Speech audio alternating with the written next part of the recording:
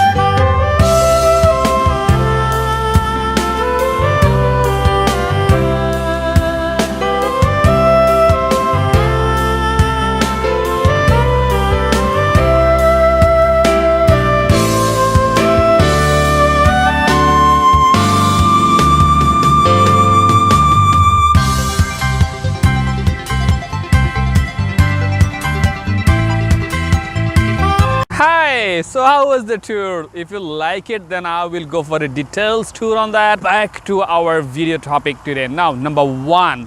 So, if you are submitting your PNP or ITA, you know the bank statement will be required, right?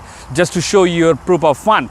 So, make sure your bank statement is the latest one. I would say just go for the latest 6 months or 3 months in some cases. Let's say if I talk about SINP, then they are asking for only 3 months, so go for the 3 months. But most of the cases, let's say for Nova Scotia PNP or for the ITA submission, you'll be needing for 6 months. And also another important matter would be, please keep inform your bank institution or your financial institution just to let them know that there might be some verification coming from the IRCC by email or by call. So at least you are giving them a heads up to be prepared for that. Number 2, that would be your job experience. There will be some job which you did before and there will be a job which you are doing now, right? So this is probably the most of the cases, and there might be some of you that who all are doing just one job starting from beginning right now, so that is good. For the past job, I think, and I have seen the successful cases, appointment letter and the exit letter or the experience letter, that is good for the past jobs.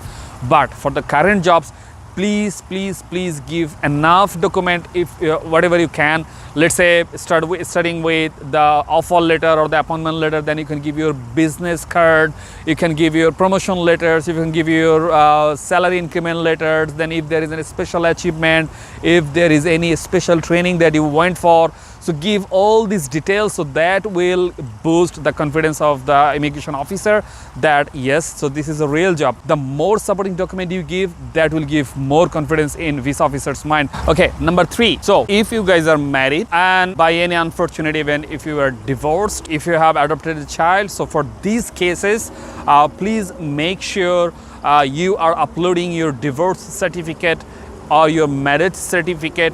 And let's say after getting divorced, you are getting the custody of your child, so please make sure you are uploading that child custody paper so that you can bring that child legally to the Canada and he or she is already included in that application. Other than that, you cannot just bring a child without his mom or dad. What is the ground, who this child belong to? So please make sure you are giving that enough supporting document behind that child if you are adopting any child.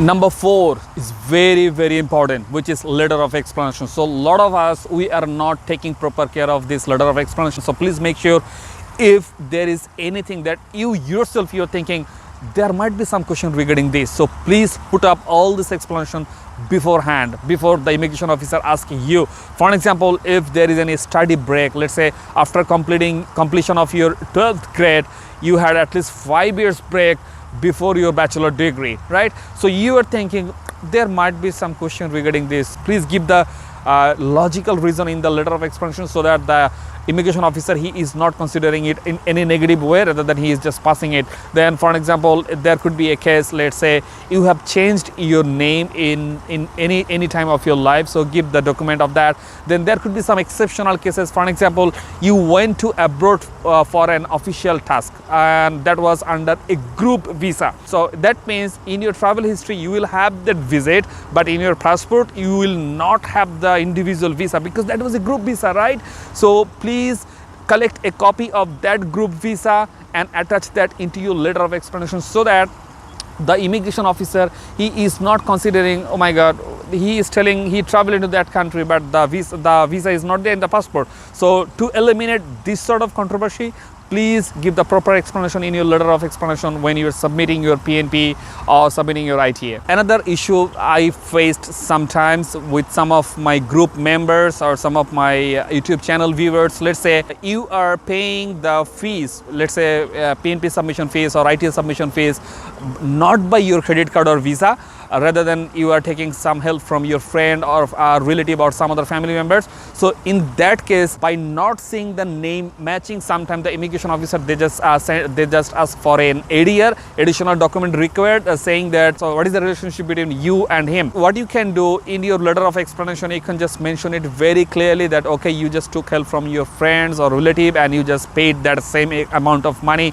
in the equal currency to him. So that will give the confidence to immigration officer that okay, so you just took the help of the card, not the help of the money. So please make sure very clearly in your letter of explanation. Okay, regarding photo, so when you are taking photo, there you just take probably very casually somebody, and I have seen some cases even after getting the visa, to get the PR card, permanent residency card, they are facing the problem with the photo issue only. So I'm just giving the link in the description box from IRCC website.